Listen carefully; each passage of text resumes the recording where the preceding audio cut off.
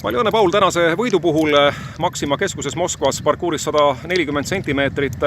Nulle oli piisavalt palju ja olid suhteliselt viimaste startide hulgas. Et paari sõnaga räägi, kas oli vaja ka palju riskida, et võtta võite?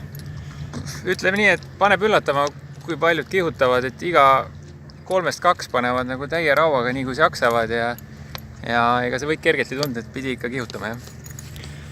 Sõitsid puhtalt ka Caesariga. Kuidas Caesari sõitu hindad? Caesar oli täna üllatavalt hea ja tegi oma töö ära täpselt nii, nagu pidi ja mõlemad hobused hüppasid täna tegelikult hästi. Kas pühapäevases Grand Prix'e plaanid minna mõlemaga? Ikka jah, kindlasti. Ja kumba pead esimeseks või paremaks? Ei oska öelda, see on täpselt kuidas kunagi. See on täpselt selline kõrgus, mida Renestin suudab hästi hüpata ja Caesar suudab niikuinii hüpata.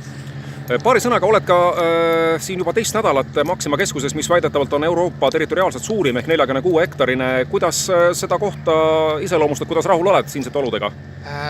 Selles suhtes, et kõik on nagu väga mastaabilt väga suur ja uskumatu nagu selles suhtes, et ei oleks arvanud, et selline keskus võib meile Eestile nii lähedal olla, et need mastaabid, mis ikka siin on nagu need on, ma ei oska neid isegi kirjeldada, et siin on kõik olemas, mida nagu vähegi vaja.